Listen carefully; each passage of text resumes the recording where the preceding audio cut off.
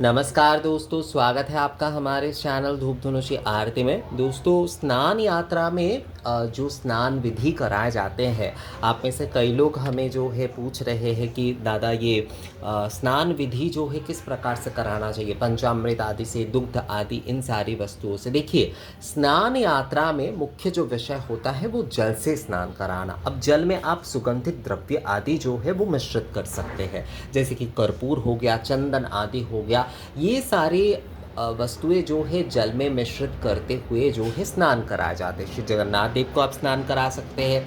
आपके घर में जो भी विग्रह आदि है उन सब का आप स्नान अनुष्ठान करा सकते हैं। पर यहाँ पर जो है, जो पंचामृत आदि या पंचगव्य आदि से जो स्नान आदि कराए जाते हैं, मुख्यतः स्नान यात्रा विधि में जो है उसका उतना महत्व नहीं है। जो कि जैसे कि जन्माष्टमी आदि में इसका बहुत महत्व है, शिवरात्रि आदि में जैसे कि किए जाते हैं। शिवरात्रि में वैसे जलाभिषेक का भी केवल मात्र महत्व है, पर उसमें पंचामृत आदि भी जो है वो अभिषेक किए जाते हैं। पर स्नान यात्रा जो विधि है, स्नान यात्रा विधि जो है, स्नान यात्रा में मुख्य रूप से जो है जल से स्नान यही मुख्य है। और वो इस प्रकार से शंख में वो जल आप भरते हुए उसमें आप जो है सुगंधित द्रव्य आदि जो है वो मिश्रित करें, यानी कि कर्पूर दे, चंदन दे, और फिर 21 बार ऐसे ना शंख पात्र में 21 बार जो है जल भरते हुए उस जल से जो है आप स्नान कराएं। अगर आप जगन्नाथ देव के स्नान करा रहे हैं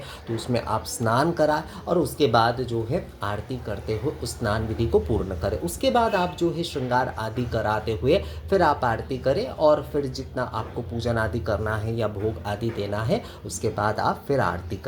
तो इस प्रकार से एक्चुअली 4 बार आरती करनी चाहिए। जैसे ही आप स्नान शुरू करने जा रहे हैं उस समय पहले एक बार आरती करें, और उसके बाद जो है ऐसे शंख में जल पूर्ण करते हुए, शंख को जल पूर्ण करते हुए जो है, शंख को जल पूर्ण करते हुए उसमें सुगंधित द्रव्य आदि देकर 21 बार कम से कम अगर आप कराना चाहते तो 7 बार कराइए। कम से कम अगर कराना चाहते तो 7 बार कराइए। और अगर विधि पूर्वक पूर्णता अगर आप जगन्नाथ देव के स्नान करा रहे हैं तो आप जो है 21 बार कराए, 21 बार कराए जाते हैं। 21 बार श्री जगन्नाथ को, श्री बलभद्र को और जो है माता सुभद्रा को 21 बार अलग अलग करके जो है ये जल से स्नान कराए जाते हैं। और आप अपने दूसरे विग्रह आदि को भी इस प्रकार से कर सकते हैं। जैसे आपके घर में अगर लड्डू गोपाल है तो उनका कर सकते हैं, अगर देवी माँ की है तो उनके कर सकते हैं। सभी के स्नान कराए जा सकते, कोई समस्या उसमें नहीं है। पर यहाँ पर मुख्यतः जल से स्नान कराया जाएगा। जल से स्नान कराने की विधि ही जो है स्नान यात्रा की मुख्य विधि है। स्नान यात्रा में जो है पंचामृत आदि इन सारी वस्तुओं का उतना ज़्यादा महत्व नहीं है। यहाँ पर जल की स्नान ही जो है मुख्य है। अगर आपने जगन्नाथपुरी में देखा होगा तो वहाँ पर 2 कूप है, वहाँ पर एक यमुना एक गंगा कूप, और वहाँ से जल लेकर ही जो है शंख के माध्यम से जो है श्री जगन्नाथ को स्नान कराए जाते हैं। तो जल की महत्व ही सबसे ज़्यादा है।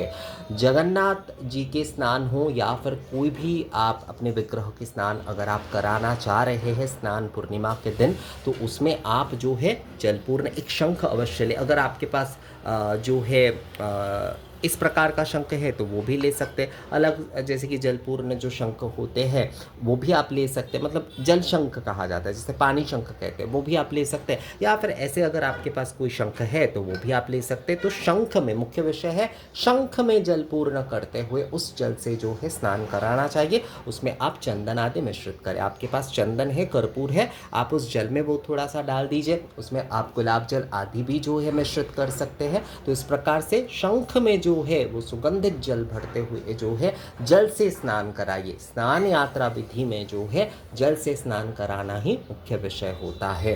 इसमें पंचामृत आदि का उतनी आवश्यकता नहीं है। इसमें जो है जल स्नान ही जो है वो आवश्यक है। तो शंख में जल रखते हुए, सुगंधित जल रखते हुए आप जो है अपने विग्रह आदि को स्नान कराइए स्नान पूर्णिमा के दिन, और फिर आरती अवश्य करें।